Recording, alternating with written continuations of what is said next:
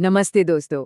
आज के इस एक्सप्लेनर में आपका बहुत बहुत स्वागत है। आज हम एक बेहद ही क्लासिक और मजेदार लोक कथा पर चर्चा करने वाले हैं जिसका नाम है जादुई त्रिशूल और आलसी ब्राह्मण।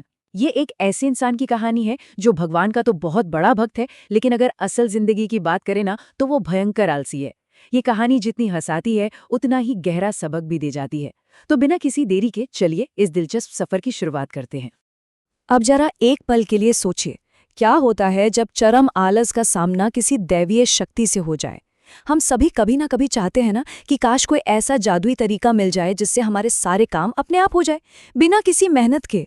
ये कहानी उसी शॉर्टकट वाली मानसिकता पर एक बहुत ही शानदार केस स्टडी है। जब आपकी बिना मेहनत किए सब कुछ पा लेने की इच्छा सच हो जाती है तो उसके नतीजे कितने बेकाबू और भयानक हो सकते हैं, ये हम आज इस कहानी के जरिए देखने वाले हैं। तो चलिए कहानी के पहले हिस्से में गहराई से उतरते हैं। आलसी भक्त। मिलिए हमारी कहानी के हीरो, या यूं कहें कि मुख्य किरदार किशोरी लाल से। किशोरी लाल के किरदार में ना एक गजब का विरोधाभास था।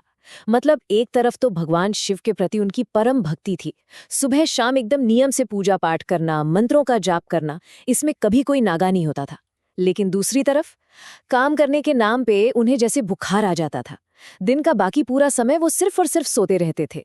उनकी इस घोर अकर्मण्यता और भयंकर आलस की वजह से उनकी पत्नी कलावती हमेशा तनाव में रहती थी और घर में रोज का क्लेश लगा रहता था। अब रोज रोज की छिक-छिक से एक दिन कलावती का धैर्य पूरी तरह से जवाब दे गया।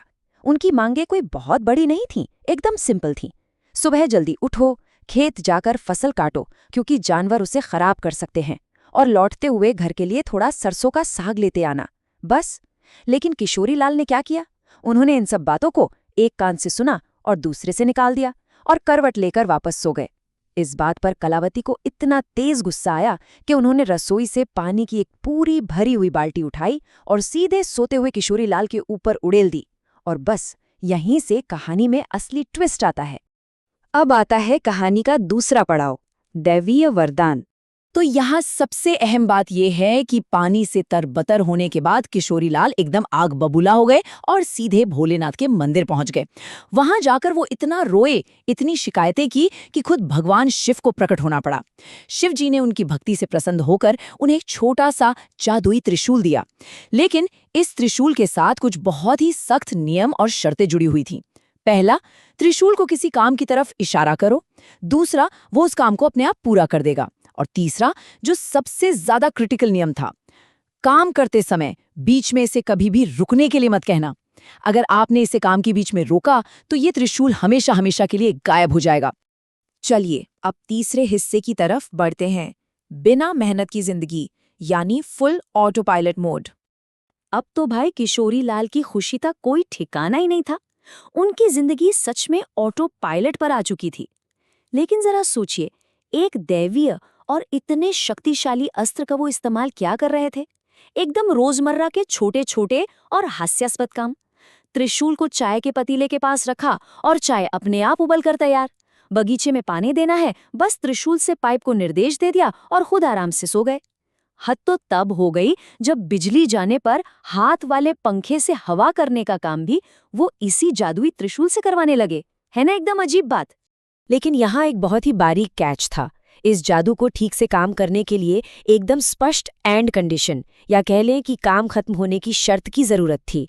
और किशोरी लाल ने बहुत ही चालाकी से ये शर्तें सेट कर दी थीं।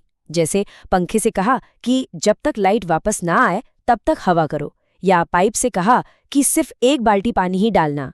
तो हर काम के पूरा होने की एक साफ शर्त थी, जिससे त्रिशूल अपना काम खत्म करता और शांति से रुक जाता।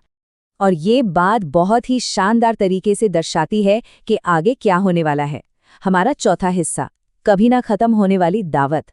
यही वो जगह है जहां उनका आलस एक बहुत बड़ी मुसीबत बनने वाला था। एक दिन किशोरी लाल को जोरों की भूख लगी। उन्होंने खाने की थाली के सामने त्रिशूल रखा और बस भोजन का आदेश दे दिया। फिर क्या था? जादू शुरू। तरह तरह की मिठाइयाँ, गुलाब जामुन, रसगुल्ले और न जाने कितने स्वादिष्ट पकवान थाली से उड़ उड़कर सीधे उनके मुंह में जाने लगे। शुरुआत में तो उन्हें बहुत मजा आया, एकदम जन्नत वाली फीलिंग। लेकिन कुछ ही देर में उनका पेट फुल हो गया। अब एक निवाला और खाने की जगह नहीं थी, लेकिन खाना था कि मुंह में जबरदस्ती घुसाई जा रहा था। और यहीं हो गई एक बहुत बड़ी भयंकर भूल। वो इस बार रुकने की शर्त बताना ही भूल गए थे। पंखे या पानी के पाइप की तरह उन्होंने इस बार कोई एंड कंडीशन ही नहीं दी थी। उन्होंने ये कहा ही नहीं कि पेट भरने तक खिलाओ। उन्होंने बस खाने का आदेश दिया और वो जादुई त्रिशूल अंधों की तरह बस अपने आदेश का पालन कर रहा था। अब स्थिति पूरी तरह से बेकाबू हो गई थी। खाना आना किसी भी कीमत पर बंद नहीं हो रहा था। किशोरी लाल का दम घुटने लगा, खाना उनके गले में बुरी तरह से अटकने लगा। उनकी छटपटाहट और चीखें सुनकर कलावती रसोई से दौड़ती हुई बाहर आईं और सामने का नजारा देखकर वो एकदम सन्न रह गईं। कमरे में पकवानों की जैसे एक आंधी चल रही थी और उनके बीच फंसे किशोरी लाल बस अपनी जान की भीख मांग रहे थे। तो आइए आगे बढ़ते हैं और देखते हैं कि कैसे ये सब हमें इस चर्चा के 5वें और अंतिम हिस्से की तरफ ले जाता है। अंतिम और सबसे बड़ी सीख। कहानी अब अपने एकदम चरम पर थी। किशोरी लाल के सामने अब एक ही चुनाव था, या तो अपनी जान बचा ले या फिर इस बिना मेहनत वाली जादुई जिंदगी को। शिवजी की शर्त एकदम साफ थी, बीच में रोका तो वरदान हमेशा के लिए खत्म, लेकिन अगर नहीं रोका तो खाते खाते आज जान जाना तय था। आखिर में अपनी जान बचाने के लिए उन्हें उस जादुई वरदान की बलि देनी ही पड़ी। उन्होंने अपनी पूरी ताकत लगाकर चीखते हुए कहा, रुक जाओ, और बस उसी पल वो जादुई त्रिशूल हमेशा हमेशा के लिए गायब हो गया। शुरुआत में तो त्रिशूल के जाने का उन्हें बहुत अफसोस हुआ, लेकिन फिर उन्हें समझ में आया कि दरअसल भगवान शिव का असली मकसद क्या था। इस घटना से पहले वाला किशोरी लाल एकदम आलसी और दूसरों पर निर्भर था, जिसने खुद अपने जान को खतरे में डाल लिया था। लेकिन इस सीख के बाद वो पूरी तरह बदल चुका था। उसे ये गहराई से समझ आ गया कि जीवन के हर छोटे काम के लिए शॉर्टकट ढूंढना अंत में सिर्फ और सिर्फ विनाश ही लाता है। इसके बाद उन्होंने अपना आलस हमेशा के लिए त्याग दिया, खुद खेत जाने लगे और आत्मनिर्भर बनकर एक सचमुच खुशहाल जिंदगी जीने लगे। तो दोस्तों, हम इस मजेदार और कमाल के एक्सप्लेनर के अंत तक पहुंच चुके हैं। जाते जाते एक बहुत ही महत्वपूर्ण सवाल मैं आपके लिए छोड़कर जा रही हूं। जरा सोचिए, क्या आज के इस आधुनिक समय में हमारी ये जो ढेरों सुविधाएं हैं, हमारी टेक्नोलॉजी, हमारे स्मार्ट डिवाइस, कहीं ये हमारे खुद के जादुई त्रिशूल तो नहीं बनते जा रहे हैं?